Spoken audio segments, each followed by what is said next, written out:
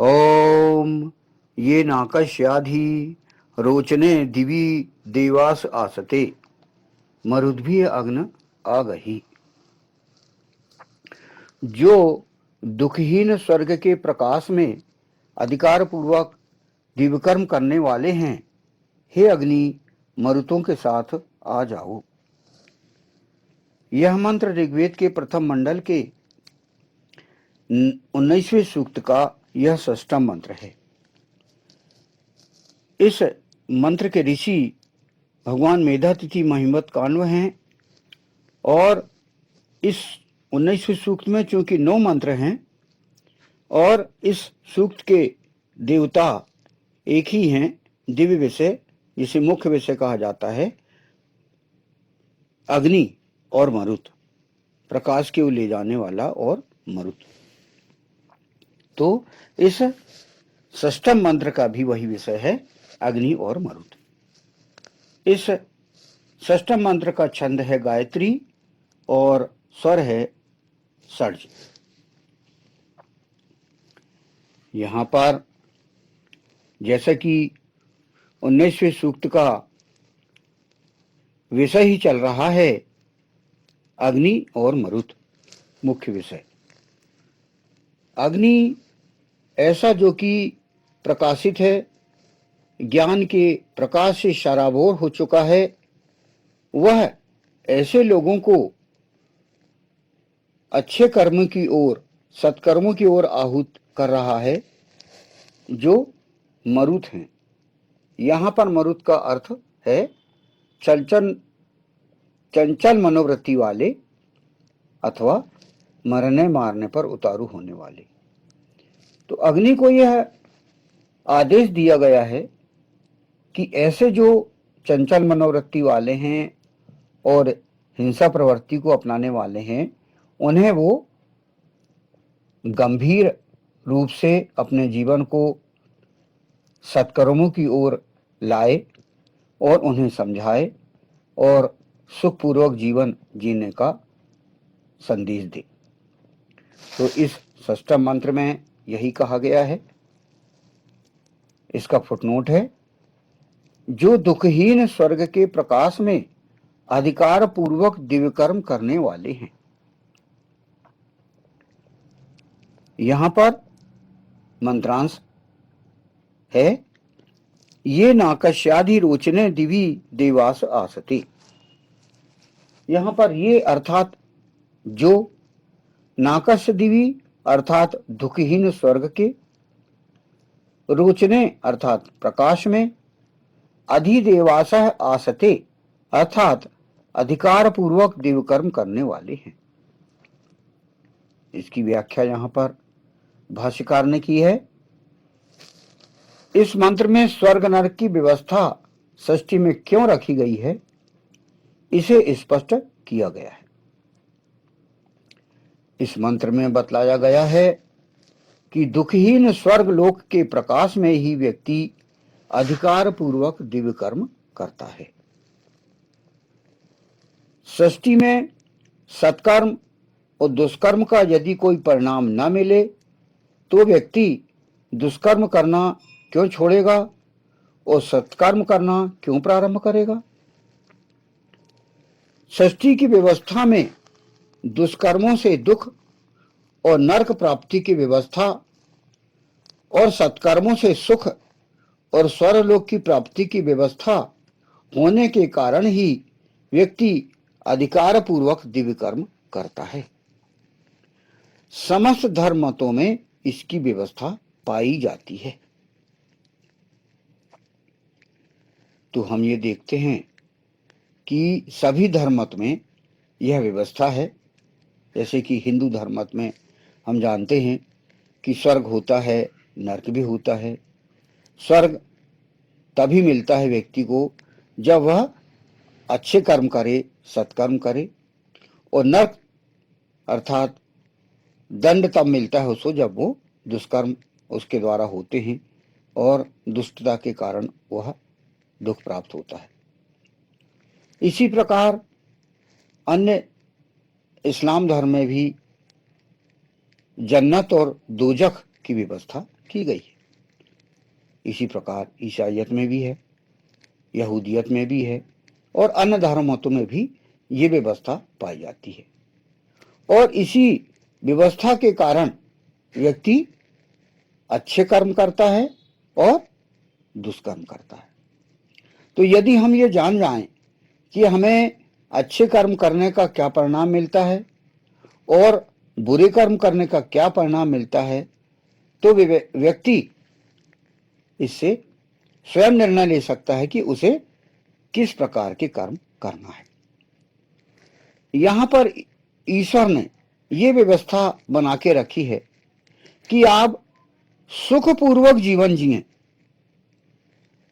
सुखपूर्वक जीवन कैसे जिएं, ये आपको एक व्यवस्था, एक सिस्टम ऑफ लाइफ वेद में प्रदान कर दी गई है, जो कि इस सृष्टि की पहली बुक है, पहला साहित्य है, पहली किताब है। इसे यदि हम गंभीरता से स्वीकार करते हैं तो हमें हमारे जीवन को हम सुखपूर्वक कैसे करें, इससे हम जानकारी प्राप्त कर सकते हैं, मार्गदर्शन हमको इस व्यवस्था से मिल सकता है।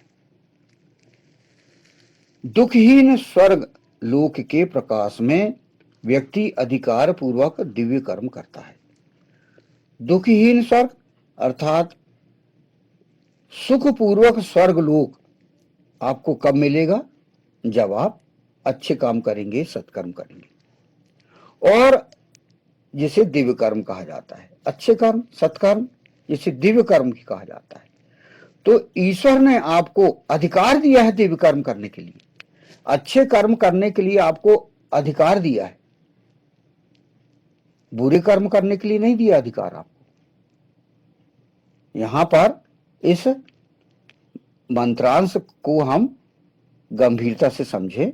यह कहा गया है, जो दुखहीन स्वर्ग के प्रकाश में अधिकार पूर्वक दिव्य कर्म करने वाले हैं, यानी अधिकार आपको दिया गया है दिव्य कर्म करने के लिए। तो इस मंत्र की आधार पर यदि हम अपने जीवन को चलाएं, हम अपने जीवन को गंभीरता से चलाएं, तो हम अच्छे कर्म करते हुए सुख प्राप्त कर सकते हैं। वास्तव में क्या है, ईशान परम परमात्मा ने हमें सुखपूर्वक जीवन जीने की सलाह दी है कि आपको सुखपूर्वक जीवन जीना है, आपको सुख मिलना चाहिए। जीवन जीने में आपको सुख मिलना चाहिए, दुख नहीं मिलना चाहिए। दुख कब आपको मिलता है? जब आप बुरे। तो जीवन हमें सुखपूर्वक जीवन जीना है, और सुखपूर्वक हम कब जिएंगे? जब हम अच्छे कर्म करेंगे, सत्कर्म करेंगे। और ईश्वर ने आपको अधिकार दिया है दिव्य कर्म करने के लिए, अच्छे कर्म करने के लिए। तो देखिए कितनी अच्छी बात कही गई है। अधिदेवासः आसते, अधिकार पूर्वक दिव्य कर्म करने वाले हैं। हम यहां पर इस मृत्यु लोक में आए हैं, तो इस लोक में हमें ईश्वर ने अधिकार दिया है अच्छे काम करने के लिए। इस पर हम विशेष ध्यान दें। तो यह अग्नि का कार्य है, अग्नि को ये दिया गया है, ये कार्य सौंपा गया है कि जो भी चंचल मनोवृत्ति वाले हैं, जो हिंसा की प्रवृत्ति अपनाए हुए हैं, मरुद भी अग्नि आगा ही कहा गया है ना भाई, हे अग्नि मरुतों के साथ आ जाओ। तो इस आधार पर ऐसे लोगों को ये समझाने के प्रयास किया गया है कि आपको जो चंचल मनोवृत्ति वाले हैं, उन्हें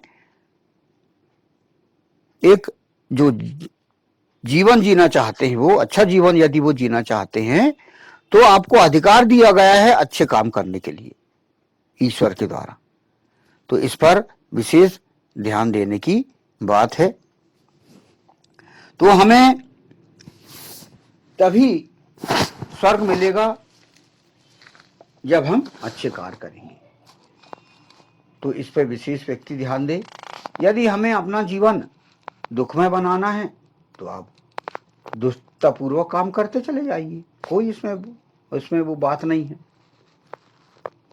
यहां पर वेद जो कि सृष्टि का संविधान है, और ऐसा जो कि पूरे सृष्टि में हम ये समझ सकते हैं कि जीवन जीने के लिए हमें सुखपूर्वक जीवन जीना है, और सुखपूर्वक जीवन जीने के लिए हमें अच्छे कर्म करना होगा, तभी हम इस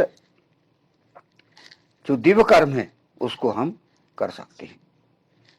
तो यहां पर हमें ये इस षष्ठम मंत्र में यही बताया गया है कि हम यदि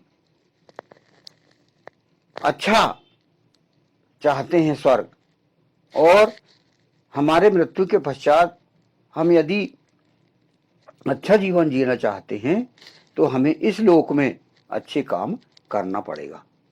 तो दंड विधान की व्यवस्था वेद में बता दी गई है। यदि हम दुष्टतापूर्ण काम करेंगे, गलत काम करेंगे, तो हमें दंड मिलेगा। तो दंड संहिता भी बताई गई है वेद में। इसीलिए हमें इसको समझें हम, और उसको समझते हुए हमारे जीवन को हम यदि सफल बनाना चाहते हैं, उन्नति करना चाहते हैं, तो हमें एक व्यवस्था बनाना पड़ेगा, और व्यवस्थित होते हुए हमें अपना जीवन जीना होगा।